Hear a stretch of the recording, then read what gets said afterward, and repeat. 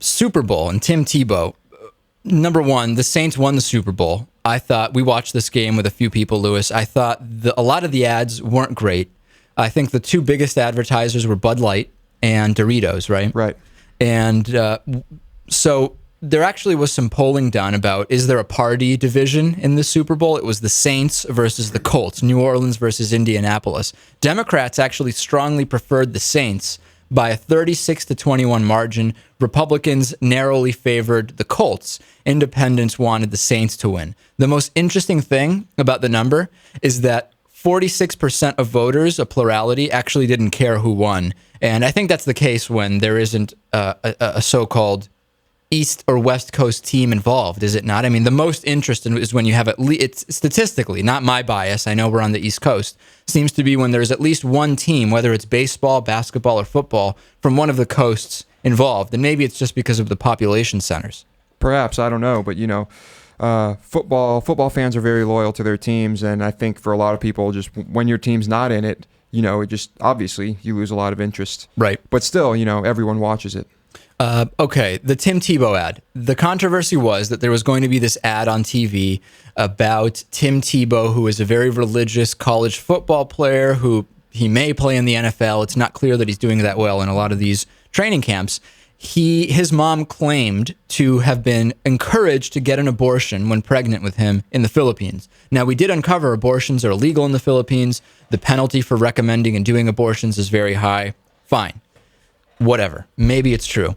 In the ad, we were told that Tim Tebow's mom was going to tell the story of how she decided not to abort Tim Tebow. The ad, once we saw it, it wasn't even that clear what was going on. She alluded a little bit to the story. If we hadn't known in advance, it wouldn't have been clear at all what it was about. Would you agree? No, I'd have no idea what the commercial was about at all until you saw, the title at the end. And we happen to know Focus on the Family is a conservative organization and so on and so forth. Some are saying it was all publicity ahead of time without actually airing that controversial of an ad, if you know what I mean. I guess it did get a lot of people talking, but in the end, it wasn't much. We'll play the ad for you here. Take a listen. I think we have it. Let's see. Didn't make it into this world. Should we start it over? So many times. Let's do that. Yeah, here we go. Here's the ad from the beginning. I call him my miracle baby. He almost didn't make it into this world. I can remember so many times when I almost lost him. It was so hard. Well, he's all grown up now, and I still worry about his health. With all our family's been through, we have to be tough. Timmy, we're trying to tell our story here. Sorry about that, Mom. Okay, so and even seeing it, there's not that much visual that tells you this is an anti-abortion ad. Here's something else, though. A gay advocacy group called for answers from CBS on Friday after the network rejected a proposed Super Bowl commercial by a gay men's dating site. CBS said its Standards and Practices Department rejected the proposal by mancrunch.com that would have shown two men kissing while watching a football game.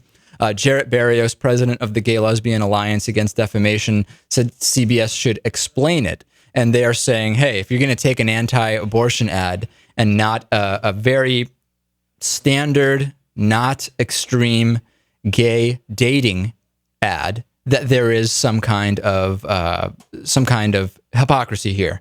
We haven't heard much from CBS about this. This episode of Midweek Politics has been made possible in part by Just Coffee Cooperative, fair trade coffee from around the world roasted daily at justcoffee.coop.